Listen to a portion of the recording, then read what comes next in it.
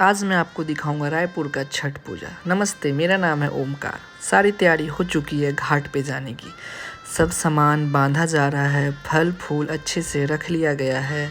अब बारी है धीरे धीरे सब सामान को गाड़ी में रखने का। दीदी और भाभी एक एक सूप लेके अपने अपने गोद में बैठ गई। अब घाट पे बैठने के लिए चटाई और फोड़ने के लिए बम भी अपन गाड़ी के डिक्की में रख दिए हैं।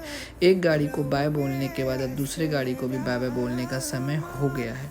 उसके बाद अपन भी अपनी गाड़ी स्टार्ट करके जैसे ही निकले सिग्नल रेड थी, उसके बाद चेहरा लाल हो गया था। जैसे ही कुछ देर के बाद महादेव घाट पहुँचे, वाइब एकदम छठ पूजा की लग रही थी। कुछ देर के बाद ये लोग का भी आगमन होता है। बाबू हंसते हंसते आ रहा है। फिर दीदी और हैप्पी भी आते हैं। निक्कू भैया सोच रहे कि मैं गाड़ी कहाँ लगा दिया हूँ। फिर भाभी घी का दिया जला रही है, जो बहुत ही शुभ होता है छठ पूजा के लिए। पता नहीं कहाँ से न्यूज़ वाले को पता चल गया मैं भी इस घाट पे आया हूँ। उसने अपने चैनल का टीआरपी बढ़ाने के लिए मुझे अपने कैमरे में कैप्चर करने लगा। फिर अचानक से मेरी ध्यान जाता है, ऊपर एक ड्रोन उड़ रहा है।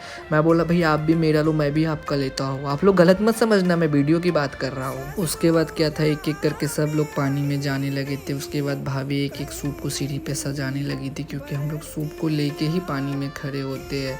हमारे बिहार में तो ऐसा नहीं होता, पर मैं छत्तीसगढ़ में देखा हूँ पहली बार कि सूप लेने से पहले औरत हाथ में सिंदूर और घी लगाती है, फिर अपने सूप को हाथ में उठाती है। वो मेरी नज़र अचानक से इस नाव वाले भैया पे पड़ी। फिर मुझे लगा ये नाव वाले भैया सवारी को बैठाते हैं या फूल झालर बेचते हैं, समझ से पड़े हैं।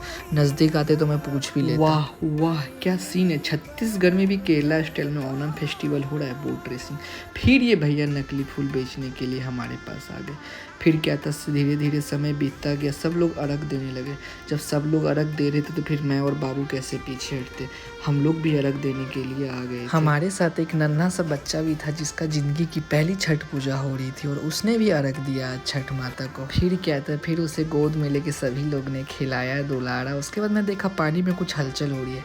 फिर मैं नीचे देखा तो कुछ मछलियाँ मेरे पैर के पास आ रही थी फुट मसाज करने के लिए। मैंने उसे भगा दिया वापस से। ये मीडिया वाले लोग भी अपना टीआरपी बढ़ाने के लिए कहीं भी घूमते रहते हैं।